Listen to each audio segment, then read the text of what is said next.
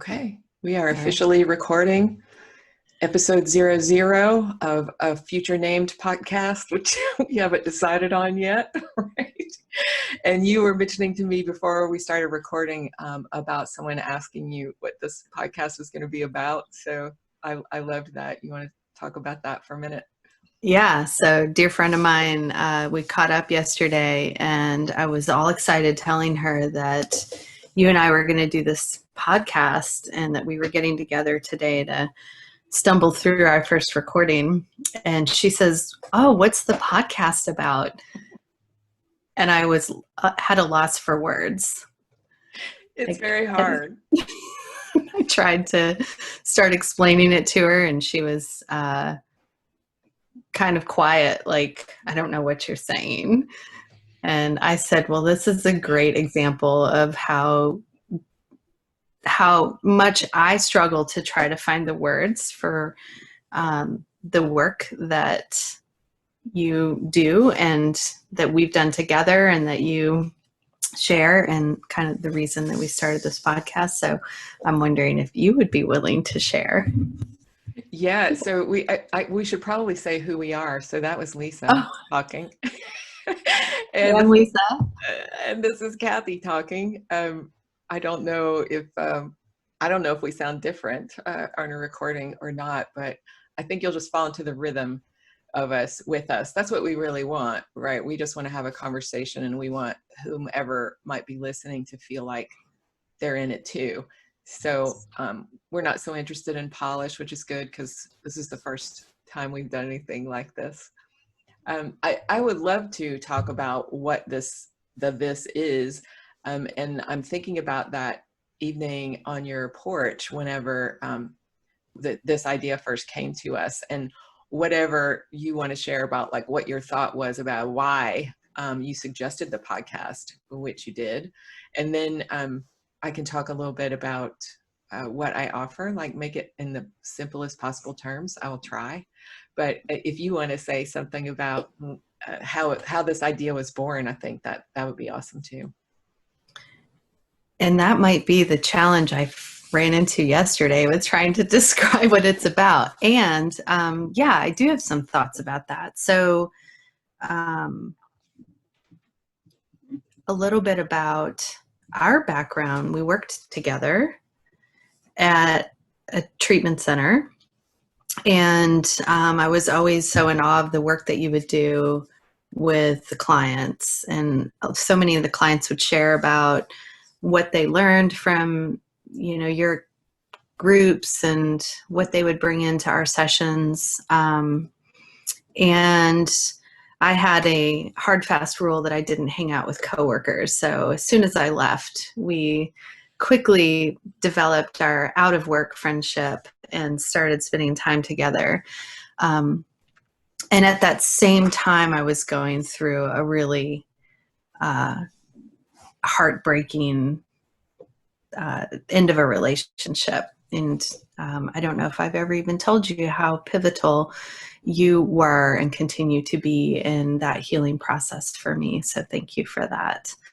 And you really started working with me on how to challenge my how I saw myself and my negative beliefs about myself, and how everything happening outside of me was really a reflection of how I was seeing myself. And if I were able to really challenge that and work on that, that would really shift my the way that I was moving through that grief and really moving through my life. And I have witnessed how this work can really change who we are and how we see ourselves. And of course, you are an example of how it shows up every single day in the world. And I know anybody who knows you knows that. And it's hard to describe how you show up in that. But just to know you is enough to recognize how effective that work is, or this work is. So we recently had our social distanced COVID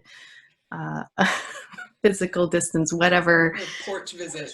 porch visit. And I was talking about your blog and asking about the blog that you had been writing during COVID, especially at the beginning of COVID, and how helpful and just, and just another Kathy show up in our life, example of how beautiful you can see something that can be so challenging and still reframe it from such a place of how do we see ourselves in this experience. And I asked you about the blog, and then it just kind of came to me that we should get this out there more to the general public through a podcast. I know for me, I'm much more of an audio learner and audio processor. And so I figured this could be a great platform to help you get this out there for maybe people who are like me and are a little bit more of an audio processor. Yeah, it's just fun to have a conversation about Yeah. it. And that's what I'm really looking forward to about this, is that we can have no agenda. I certainly have no plan. I don't know what kind of questions or points for us to look at will show up in any given conversation. And I never do. I see, as you know, some private clients who they show up and I show up and then we just get into it. we just dive into whatever they're questioning. That's something that's really important. Like, this work is about, it's really about being willing to ask questions about every single thing that you think you know. It's as simple as saying, we see what we look for, and that creates our felt experience of all things. There are no exceptions to that. And I'll be saying lots of crazy statements like that in our conversations, I'm sure. I mean, they may sound crazy at first, but if you are willing to look, you'll see that I'm not giving you an opinion. I'm not sharing some philosophy that I've developed or agreeing or disagreeing with some philosophy. It's nothing like that. It's just, if you look, you can see that that's the simple truth. Mm-hmm. However you're seeing yourself in this moment means that you will interpret every other aspect of this moment through that. And that becomes your felt experience. All thoughts, feelings, and behaviors come from the way that you're seeing yourself, from that self perspective. That's not a new idea. I think, though, what is new, from my perspective at least, what is new is that here's how to do it. Here's how to change the way you see yourself. Because I've been, since the beginning of this journey for me, which has been, it's hard to pick a point, but let's say at least 12 years, possibly 30, that I've been asking these kind of questions and looking for something more than people were offering me. When I was really struggling with depression and anxiety, I had some well-meaning people say something like this to me on more than one occasion, of like, well, you just really don't see any value in yourself. You have to love yourself before you can love others. And I just always wanted to punch somebody right in the throat when they told me that, because if I could do that, I would already have been doing that. Of course. And so, as everyone said, this is all you need to do. You have to learn that you have value. You have to see yourself differently. You have to love yourself. And my question always was, how? And no one could tell me how to do that.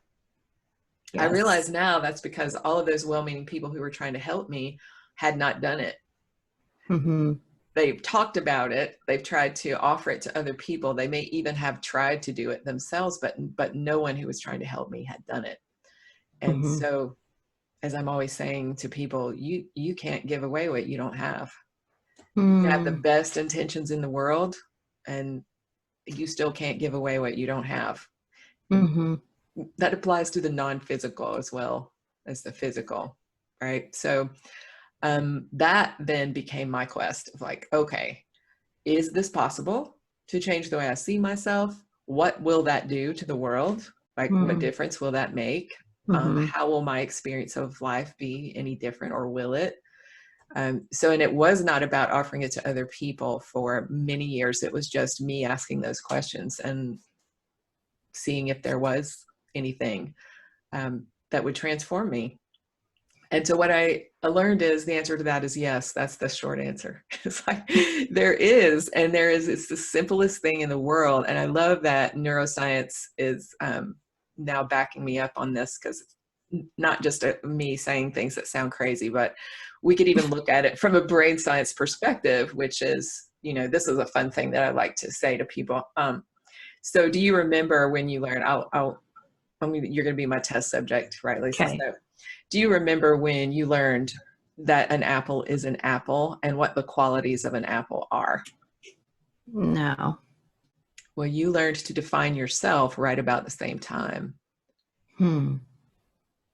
So from then on, your consciousness, just your awareness, your attention, just accepted that however you defined yourself was who you are, right? Mm-hmm. We could say from a spiritual tradition perspective, like that became your identity or your ego, which is Mm-hmm. just an identity. It's nothing evil, and it's not lurking in the dark waiting to sabotage you. It's just an identity that you believe.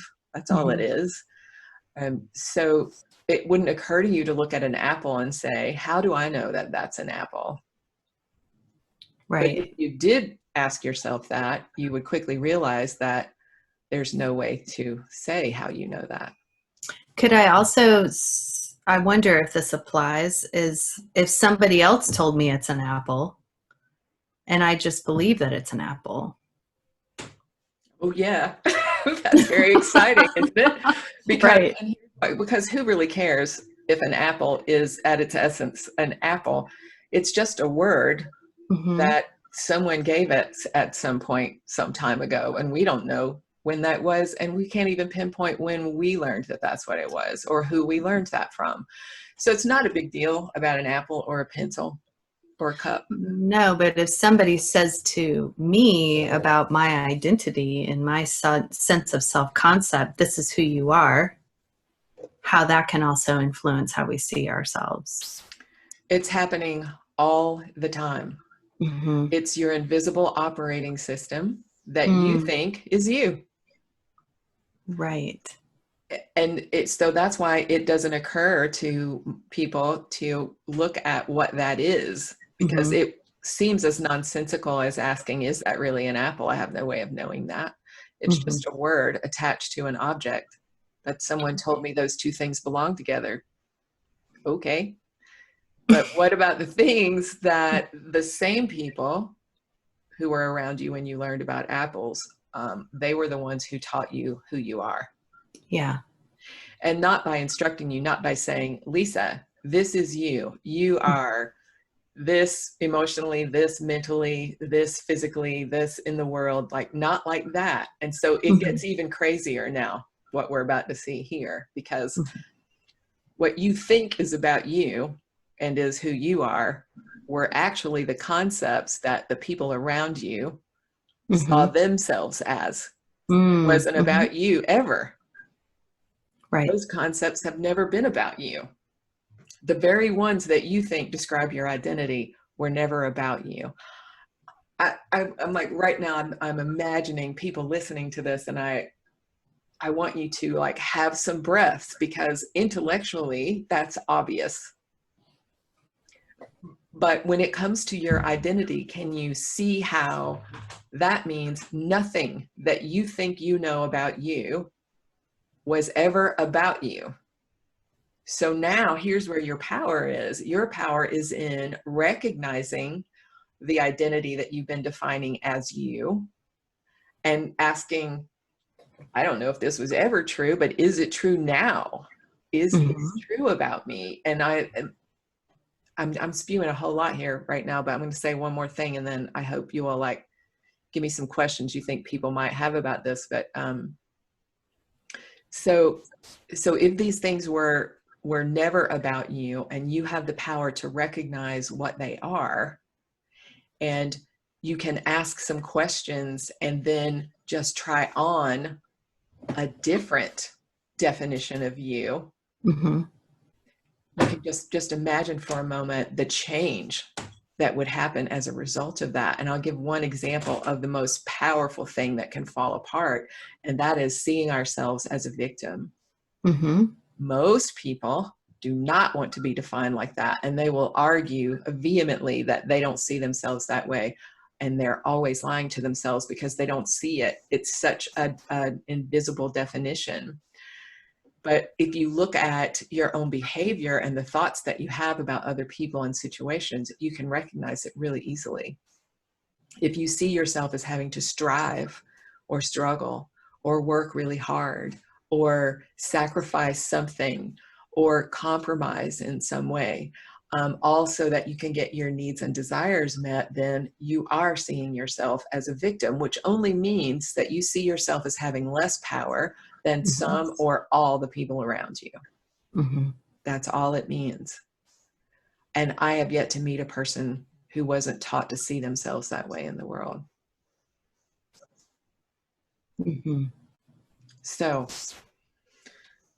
that was a lot right off the bat. So can you imagine some questions, or maybe you have some questions of your own about like, what in the world does that mean? Or like, what does that look like? Or I don't know. Do you have some questions? Well, I think about like that identity piece, the part where, you know, it had not, like when we were developing our sense of identity. And I also want to just wonder if it would be appropriate to clarify identity as self-concept and separating identity from like gender identity, sexual identity, that type of stuff, like just more about self-concept. Would that be? I absolutely see the distinction that you're wanting to make, but I don't see the difference, Okay. because what I mean by that is everything that you would say is true about you. Mm-hmm. Okay. Is fair game for you to look at and see if that's your concept, or if you learned that from someone and it doesn't apply to you anymore, or maybe it never did. And I think that's how the gender concepts are included in this. That's Mm-hmm. exactly what that is, right? You were taught one view of yourself, gender speaking, Mm-hmm. and never felt like that was true, or maybe you didn't notice for a while, but then you suddenly felt like it wasn't true. Like Mm-hmm. that's really exactly what I'm pointing to. Mm-hmm. So people are noticing what I'm saying in big ways like that. Yes. But there are, like, the victim perspective of us is so pervasive Mm-hmm. and so damaging. And it's one, I'm going to tell the truth here, it's one that many people are resistant to giving up. But go ahead. Yes. I think I went off on a rabbit trail there. What were No, you? that's okay. I definitely want to come back to the victim idea.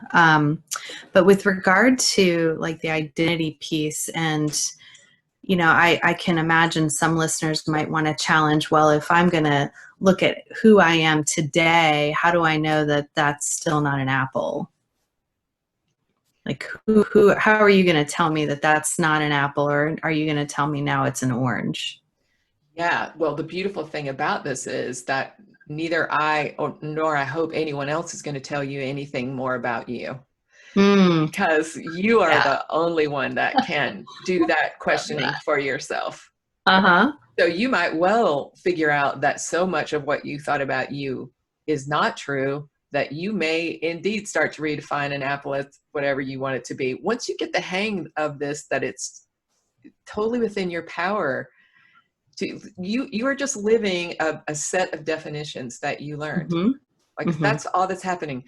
Linda Feldman Barrett is one of my favorite writers on this subject in the last few years. So if any of you haven't heard of her, haven't looked at her work, have a look at it, especially her book, How Emotions Are Made, The Secret Life of the Brain, I think is the subtitle of Mm-hmm. that. And it's all about how our lived experience comes directly and exclusively from a set of concepts, that the definitions of which we learned before we knew we were learning anything.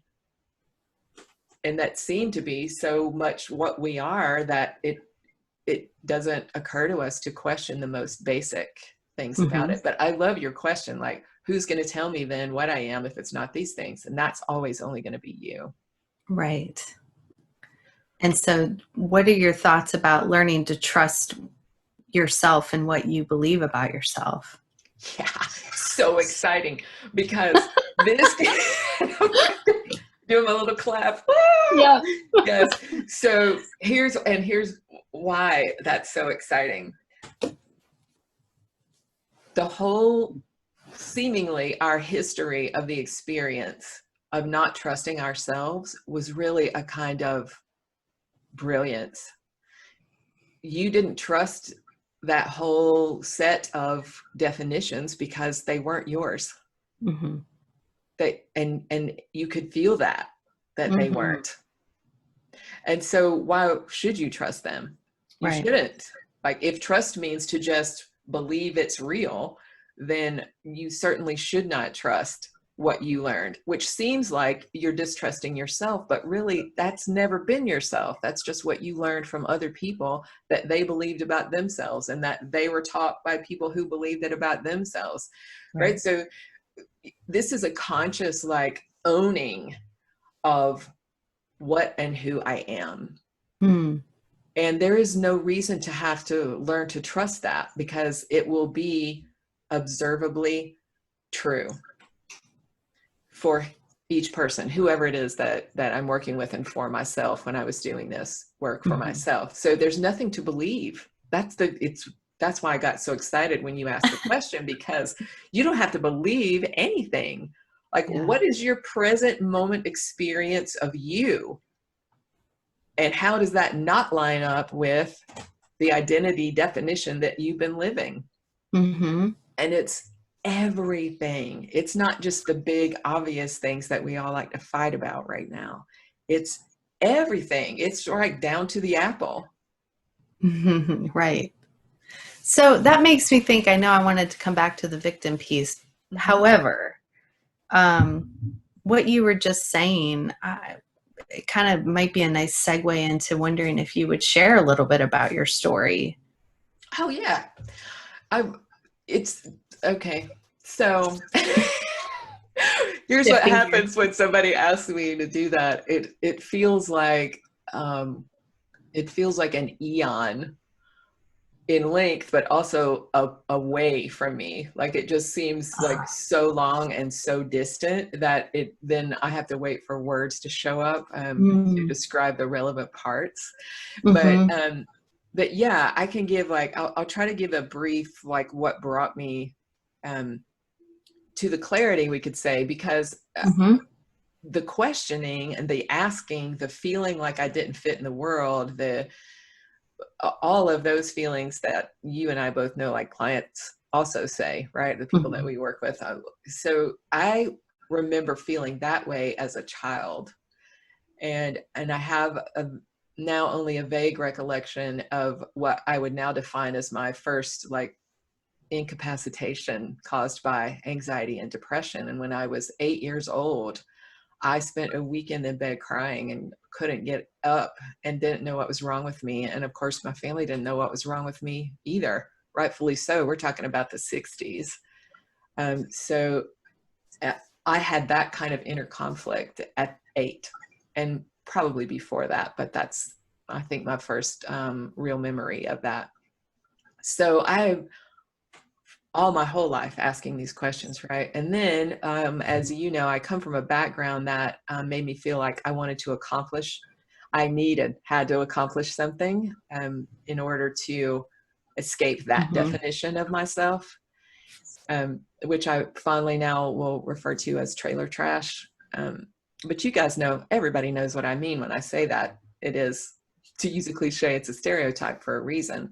You know what that entails, and there's no exception that I would say or claim for myself in that. So I set about, well, first I got really lost in sex and boys and drinking and partying, and spent my 20s wreaking havoc in all kinds of ways, and also brought a child into the world in the midst of all that, which was complicated, to say the least. So there was a lot of kind of abuse in my relationships, all of them. And it didn't just come from them to me, but from me to them as well. So it was a very chaotic, unstable environment that my daughter was born into. So all of this is going on. And I'm still being just nagged by this feeling, this awareness that I was missing the most important thing. Like, there had to be, I just felt this pressure of, there's this huge missing piece to this whole making life work thing, and I am not getting it. So I tried some other things. I was married 3 times. I went to grad school and did a master's degree, and I taught for a while and was nominated as faculty member of the year all the time. I wrote my first novel. I was trying to do the things. Went to Europe, which I thought was like going to do something for me or mean something about me. And it was beautiful, but it didn't mean anything. So tried all these things. And then my husband that I was married to at the time relapsed in a really big way. And we lost all of the money and the things that made us solidly upper middle class. That place that he and I both really thought was going to be important to us because we both came from not that. So that ended, and that's when this really started, what I say to people now, because I just couldn't do it anymore. I mean, I had, as Brene Brown says, I had a spiritual awakening or a complete breakdown, tomato, it was both. I mean, depending on who was talking about me, they would use one or the other. And that's when I just stopped everything. I just stopped. I just walked right out of my life and holed up in this tiny little apartment that a friend of mine let me have for almost nothing in the woods on a mountain. And that's where it started. I just got so dead serious about what are the questions that I can ask that will mean a different life experience, because if I can't find those, I'm just not so interested in this whole situation anymore. So that's what I did. And that lasted, about 4 years. And I found what I was looking. I didn't know. That's not true. I almost said I found what I was looking for, but that would not be accurate because I didn't know to look for this. I just was looking for what wouldn't be misery. Right. And go ahead. I was just going to kind of reflect on what you said around, like, thank you for sharing that as well. And how so much of what you shared was you seeking outside of yourself. Oh, yes. There was a constant seeking of trying to find someone or something to change the way you felt about yourself. Absolutely.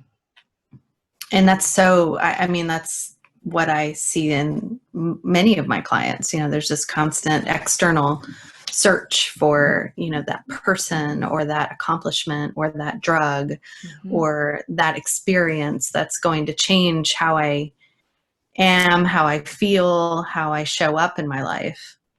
It's why I had a child even. Yeah. Because that wasn't an accident. I mean, I brought her into that chaos deliberately. And one would have to ask, if you had seen the condition that I and my life were in at that time, you would have to ask, like, what the hell were you thinking?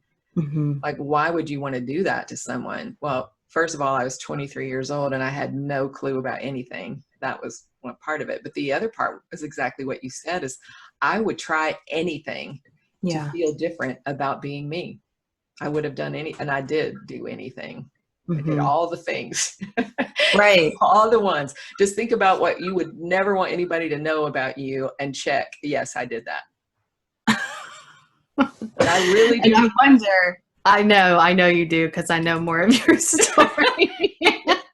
So check. And I wonder, like, for people who may not be able to just stop and take a 180 in their life, like you were able to, you walked away, you went into the woods for 4 years and you really started asking these questions. You let go of all the external, ideas that, whatever outside of you is going to change how you saw yourself and felt about yourself, and just really went inward and started asking those difficult questions and doing that really intense inner work. But for some people who may say, I can't just walk away from my life and do that, like, what would you say to folks who still want that freedom? Yeah, I get that question all the time, and it makes me so happy that I can answer it the way I do. First of all, I want to say that while I did spend, like, if I could give it a percentage, I would say 90% of my time in solitude for about 4 years. Mhm. But that doesn't mean that there weren't periods of time where, for example, I lived in the house with a couple, and the husband had cancer and was expected to die much sooner than he actually did. He actually lived many years after that, but they thought it was going to be in that year. And so I lived with them and so bartered. I did what they needed me to do in exchange for me staying there, which was another lovely place in the woods on a mountain. But I had interaction with them Mhm. in doing work for them. And there were many situations like that that would just cross my path. I mean, that's how I got fed. Mhm. I didn't have a steady job. I didn't have a real job at all. Like I didn't receive a paycheck for 4 years from anywhere. Mhm. So I want to clarify that it wasn't like, sometimes when I say that, people just see me sitting in like a little thatched hut on a mountainside and I didn't come down for 4 years. And it wasn't like that. It was just You had me. long hair and a blonde beard, and I was levitating and, it was nothing like that. It was just me choosing to be solitary as much as I could and survive in the, survive being alive. So sure. there was that. And my, I was 100% convinced that I couldn't stay in a quote normal life and do that Mhm. and find what I was looking for. And for me, I can only say, because this is what I now know is true for everyone, for me, it did have to happen that way. And there are many things I could go into, reasons about why that's true. But I also love saying to people when they ask me that, I'm like, I feel like that's how, one of the reasons that happened that way for me is so I can say to you, it's totally unnecessary. You don't have to Mhm. separate yourself from anyone or anything to do this now, because here's why that's true. I love using the Hebrews journey in the as an analogy for this. So they wandered around the desert for 40 years looking for Mhm. the promised land, right, for Canaan, and what is now, we know, a walkable trip in 11 days. So what I say to people is, I took the 40-year journey because I wasn't Mhm. following anyone. I just was stumbling around. And that was the 40-year journey for sure. But I checked out all the nooks and crannies. Like I know that stretch of desert like my own face. And Mhm. so now when I work with people, they can ask me all the questions that would arise as if they were on that 40-year journey. And I can just point them in the direction Mhm. instead of them having to wander around lost looking. Like they can take the 11-day journey as opposed to the Mhm. 40-year one. And it's not because I know anything. It's because, think of it as like, because I made the trip so thoroughly, I just give good directions. Right. And not directions like telling anybody what to do, but directions like a GPS would give. It's like, oh, Right, right, right. I remember that corner. This is how it goes. Yeah. Yeah. And you're not afraid to stop and ask for directions. Just kidding. Sorry. Bad humor there. I wouldn't be afraid if I ever needed to, but haven't found a need yet. Right, right. So, okay. So I'm wondering if we can go back to that victim place for a minute, Yeah. or unless there was anything else you wanted to say about your story. One more thing I would just add, that Yeah. 7 years of working with clients in recovery from everything, all the things, right? They taught me their brilliant questions from whatever corner of the desert they came to me from. Their brilliant questions helped me to simplify that 40 years of learning into just a handful of simple pointers. Mm-hmm. And the pointers are completely standalone.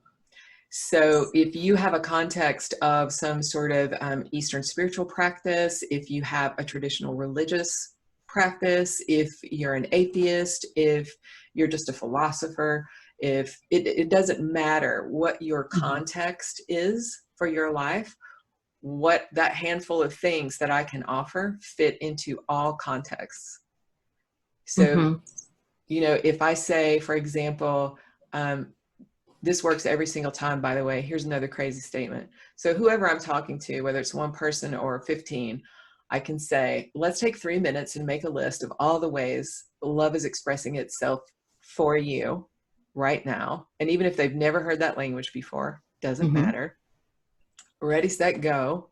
I have never had anyone not be able to see. Usually there's long, long lists and there's crying because people say, is this always the case? Like, how am I not experiencing this feeling all the time? And it's simply because no one told you to look for that before. Right. Yeah. And so it's that, for example, if you went one step further and said, oh my God, why is that always true? Why is every time I look for love expressing itself to me, why do I always find it? In multiple ways, not just one. Now that's the question that will lead you to your own context for that. So if you see the world as, if you describe it in language like source or universe, and this is the way of it, like Taoists do, or doesn't matter. That question is for you. You can answer the why question with your own context. Yeah. And it can't be wrong. No. How could it? Right. I think about those. Right. I think about those perfectionists out there who are like, but wait, I got to get this perfect. How do I know? There's nothing to get. So you can wear yourself out trying to get it perfect. And then you'll find yourself right where you've always been, in the arms of love anyway. So it doesn't matter. The clarity is for you and your experience. There's nothing standing around tapping its foot going, holy shit, is she ever going to get this? Like, it's not like that. So if you want to come back to the victim? I don't know. I love what you just said, the arms of love. Maybe that needs to be the name of our podcast. I love that. I was going to suggest, I'm so much better than I used to be. Let's talk about that for a minute. Go ahead. Why? Do tell, Lisa. Why would you suggest that? That's a little inside joke between Kathy and I. We're going to get t-shirts made up. We've talked about this for several years now, getting these t-shirts made up. So while I was going through doing some of this work with you and challenging some of my beliefs about myself, I would joke and say, but I'm so much better than I used to be. And we would laugh and you would say, why is that enough? Like, why are you willing to just settle for that? Like, why can't you just want to be free? And so now we joke about, because I'll sometimes have clients say, but I'm so much better than I used to be. And there's a lot of and it's valid. I believe that. Yeah, I do believe that for a lot of folks. But then I laugh with you around this because, it's like, well, why do we settle just for that? Yes. That is such an important question. And anybody can ask that right now. This work doesn't cost you anything. You're not risking anything. Word cost, because if you try on a new definition, a new perspective of yourself, and you ask, hey, if this is true, for example, if love is always here for me, then what? Make yourself some lists of what changes if that's possibly true. And you're just trying. That's how you can try. This is the how-to that people couldn't tell me how to do. And it's the easiest thing in the world, which is why no one is seeing it. So yeah, you just write this down. If love is always here for me, then, and give yourself 5 minutes to write down everything that would change if that's even possibly true. So can you, just because somebody who maybe hasn't heard this language might say, I don't understand what you mean by that. By which part? By the, if love is always here for me, what would that mean? What would that change? Can you give a specific example of how somebody might respond to that? Yeah. So these beautiful lists of things, first of all, what you're doing, if you want to think about it cognitively and not in any kind of woo-woo way, then what you're doing is you're asking your brain to focus on finding expressions of love. Now, a couple things will happen as a result of this. Your definition of love is going to get challenged immediately. Mm-hmm. because you have a story about how and where and with whom you experience love, and they may or may not be in the moment with you. So that gets challenged immediately. So then you have Mm-hmm. to like look for something new. Yes. Like, okay, so might it be here? And I wouldn't be recognizing it by my old definition. So let me Oh, just wait. like let that broaden a little bit. Uh-oh, is my internet acting up? Well, we lost you there for a second. So, and I think Uh-oh. that's really important. So will you repeat that? Yes, where did I go out? I know. I I know you're so not scripted with this stuff. So when you're asked to repeat things, you're like, I don't know. It just came through Sometimes I me. can. Sometimes I can. Oh, it was about when you look for love, cognitively, what you're doing is you're immediately challenging your definition of love. And Yes. so then if you can say, oh, it might be here, but it's not included in my definition as it stands right now, am I willing to look and see how it could be something different than I've been typically looking for? And if you're willing to do that, then you start to see all the things that you take for granted every breath of your life, starting with your breath. Mm. That is a literal movement of life that you have nothing to do with. Mm-hmm. So let that be your very first symbol that there's nothing here for you to earn or work Mm. at or control or be good enough for. Like, start with that there's a reason why mindfulness practices of all kinds start with that focus, and that's Mm-hmm. why. And so then just letting everything around you start to come in and question, like, is it this? So for example, where I am right now, I could say that on my list of how love is being expressed for me right now, I would say I live in the middle of 200 acres of a wildlife conservancy. Mm. If I dreamed up the perfect spot for me to be all the time, it would certainly be this. And it came to me through no achievement of my own. I didn't make it happen. I didn't try to make it. I didn't even know about it. And it just showed up in my life. And then I would just look at everything else. I have this beautiful porch. There are all these flowers that I love. Sitting like right off camera are these beautiful oils that I love, and fragrance is a really big deal for me. And I would say there are books and books and books. There are more films and music than I could ever go through in 10 lifetimes in front of me, a click away. Mm-hmm. There is my beautiful friend Lisa, who is interested in this work and has a heart for having everybody be free, just like I do. That's Mm. an expression of love for me. And I could go on, but I think Mm-hmm. that anybody listening will get the idea of that. And then I would ask, so if this is always true, then how does that change other areas of my life? And it inevitably will lead you to pretty quickly to some transformative questions like, what if I never have to try to get love from other people or situations ever again? Mm. Because if love is just here in the present moment with you, that is what that means.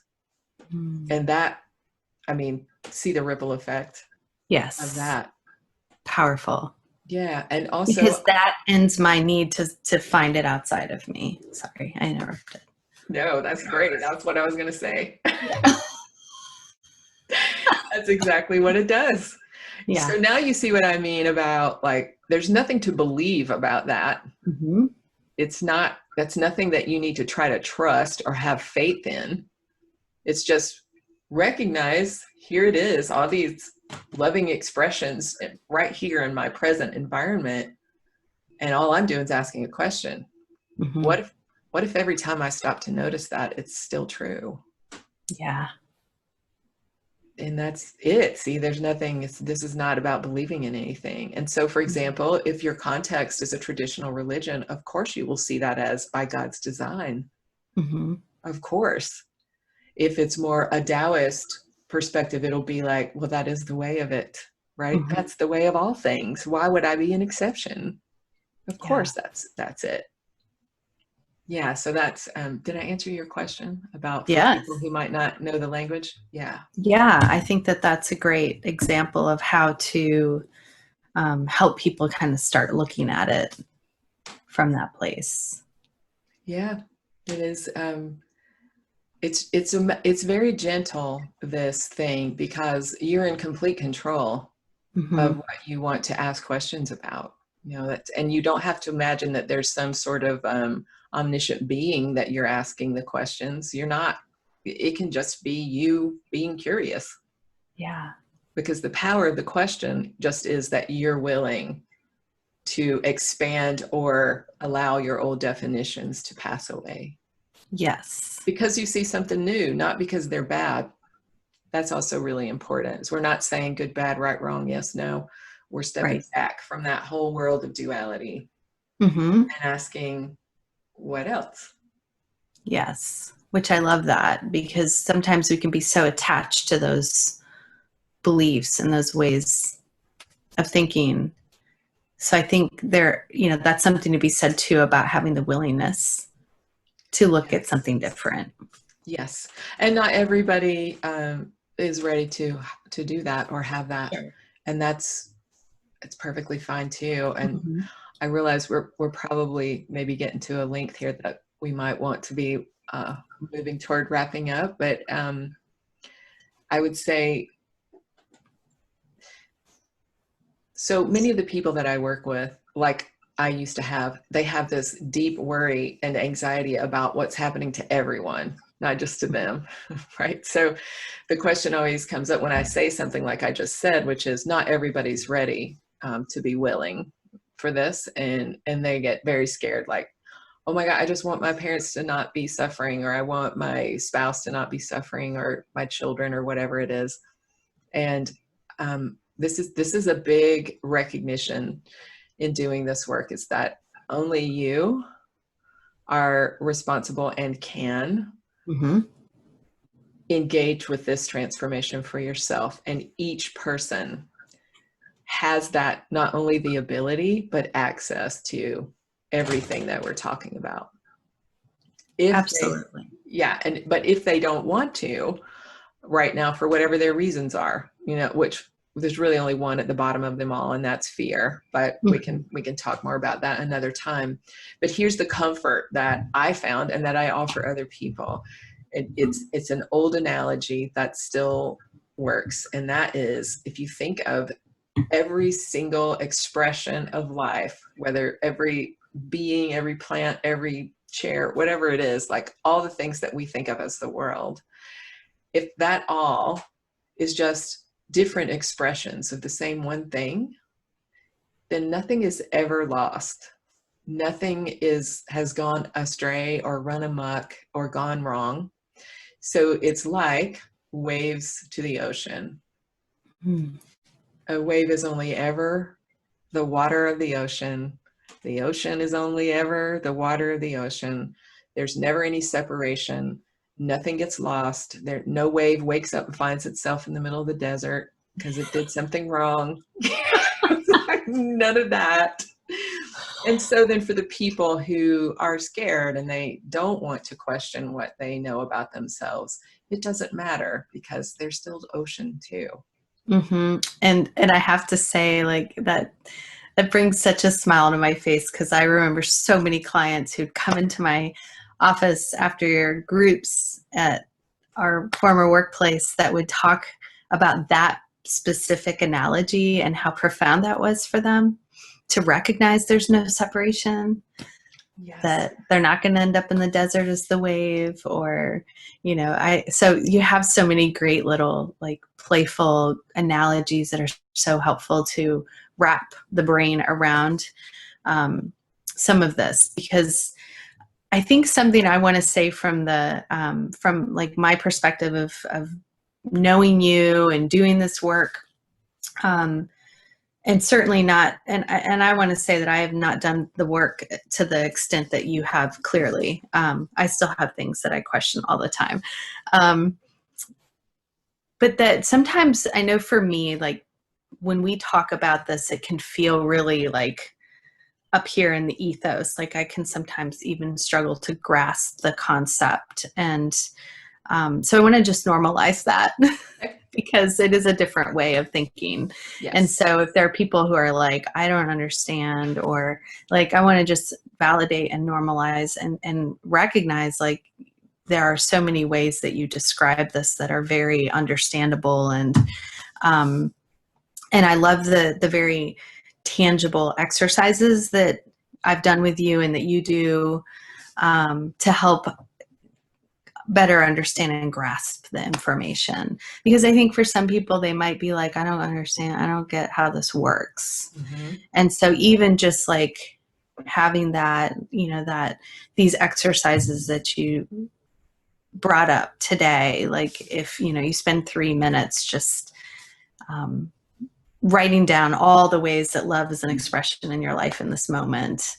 Those are great ways to start with how to understand and really sink into this, because that fear, and I'd love to do it even in a whole episode on fear, right? I don't know that we need to. Let's do. Yeah. Yes, we do. do. Because I think fear gets in the way of so much in our lives in general. And we're in such a fear state right now in the state of the world. And, to start looking at, and I can recognize my own fears that I've had and at times have, even presently, about looking at some of these beliefs and about myself.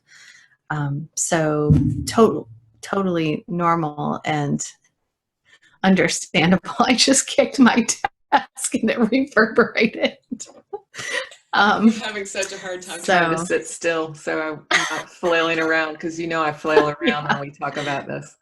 I love that you bring that up, because yes, indeed, all of that is absolutely accurate and true. And I can tell you that the feeling that you don't understand it, if you have that, it's not that you don't understand it, it's that there's no need for you to understand it.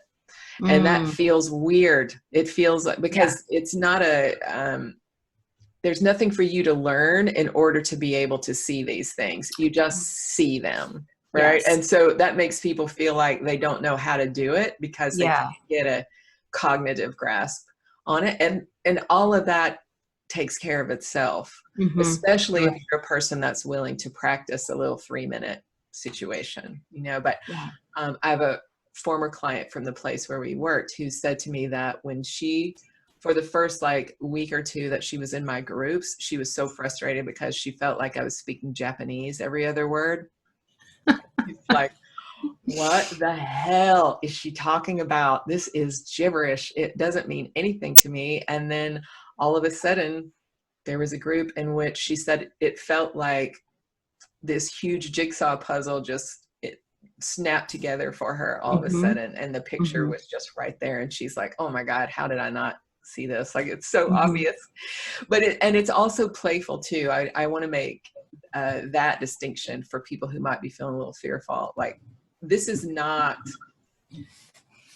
about dragging up things that you still feel terrified by and shamed by and guilty of. Like, those things will very gently get included in the playful, joyful celebration of recognizing that you have so much more power to define yourself than you think you do.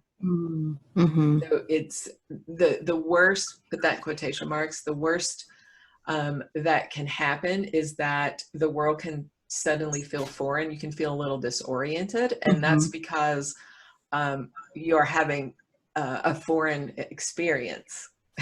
and there's nothing has gone wrong. That means that you're getting exactly what you're asking for, which is change. If everything feels familiar to you all along the way, then you're not doing anything. So so feeling disoriented, and sometimes you will just be moved just to sobbing for how mistaken you have been about you.